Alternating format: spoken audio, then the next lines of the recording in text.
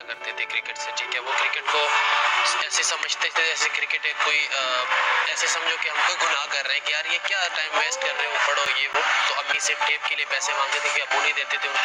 میں سمجھتا ہوں کہ جب میرا نام نسیم شاہ کی درد بھری کہانی، آئے سنتے ہیں ان کی زبانی.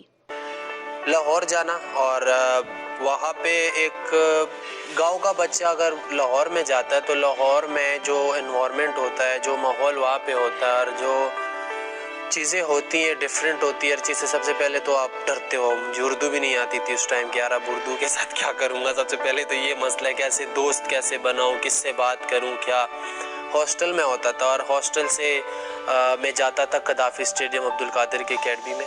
اور مجھے اچھی طرح یاد ہے کہ میں کبھی کبھی جب بہت زیادہ تھک جاتا تھا قذافی اسٹیڈیم کا جو مین گیٹ ہے جہاں پہ آپ انٹر ہوتے ہو، تو وہاں پہ بہت زیادہ گرمی بھی ہوتی تھی. جب تک جاتا تھا تو وہاں پہ کسی بائک کو کوئی بھی بائک ایسے جاتے تھے، میں ان کو یار روکو یار مجھے وہاں تک لے جاؤ. تو بہت زیادہ ٹائم ایسے بھی ہوا کہ بڑا عجیب فیل ہوتا تھا، وہ کرتا یار تھکا ہوا جا رہا ہوں. لیکن بہت دفعہ ایسے بھی ہوا ہے کہ کسی نے بائک روک کے وہاں تک جو اکیڈمی ہے اس کے باہر چھوڑ دیا. امی کے ساتھ بہت اٹیچمنٹ تھی اور میرے امی نے ہی مجھے یہ قابل بنایا کہ میں کرکٹ کھیل سکوں، کیونکہ میرے ابو بہت سختی سے منع کرتے تھے کرکٹ سے، ٹھیک ہے. وہ کرکٹ کو ایسے سمجھتے تھے جیسے کرکٹ ایک کوئی ایسے سمجھو کہ ہم کوئی گناہ کر رہے ہیں کہ یار یہ کیا ٹائم ویسٹ کر رہے ہو، پڑھو یہ وہ. تو امی سے ٹیپ کے لیے پیسے مانگتے تھے کہ ابو نہیں دیتے تھے.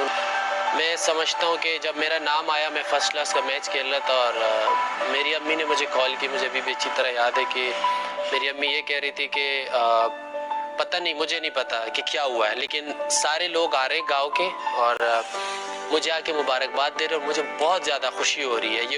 اور مجھے تو پتہ نہیں تھا کہ میری امی کا یہ واقعہ ہوا ہے. تو انہوں نے خیر مجھے بتایا کہ آپ کی امی اس دنیا سے چلی گئی، اور خیر اس کے بعد تو مجھے بالکل ہوش ہی نہیں تھا اور بالکل سمجھ نہیں آ رہی تھی. لیکن پھر یہ کوشش تھا کہ ابھی کم از کم اتنا ہو کہ میں ان کو آخری بار تو دیکھ سکوں. لیکن وہ میرے خیال سے کہ اتنا ٹائم نہیں تھا کہ میں جنازے پہ پہنچ سکوں. تو پھر میرے ابو نے کال کیا کہ بیٹا دیکھو، آپ جس مقصد کے لیے گئے ہو، ٹھیک ہے، امی اور مجھے یا جو بھی آپ کہہ لو کہ سب گھر والوں کو چھوڑ کے آپ چلے گئے تو اسی مقصد کے لیے گئے ہو. اب آپ ایسے کرو کہ نہ جو ہے نا وہ کھیلو. اور مجھے تو بالکل ہوش نہیں تھا.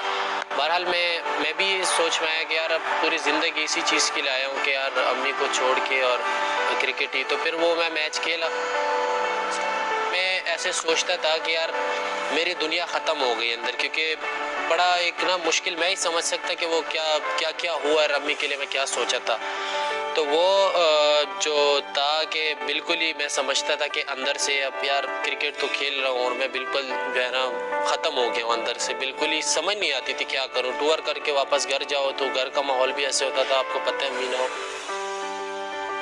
تو بیچ میں کافی پھر کرکٹ کھیلتے ہوئے انجریز بھی آتی ہیں، کافی چیزیں ہوتی ہیں. ان ساری چیزوں کے ساتھ فائٹنگ کرنا تو یہ میرے خیال سے بڑا ایک مشکل ٹائم ہوتا ہے. پھر پرفارمنس بھی کرنی ہوتی ہے، ہر چیز کرنی ہوتی ہے، کیونکہ یہ تو وہی بندہ سمجھ سکتے جس کے ساتھ یہ چل رہا ہوتا ہو. آپ اگر کوئی اور کہیں ہو، آپ کو میری فیلنگ تو نہیں آپ سمجھ سکتے کہ اس پہ گزر کیا رہا ہے اس ٹائم.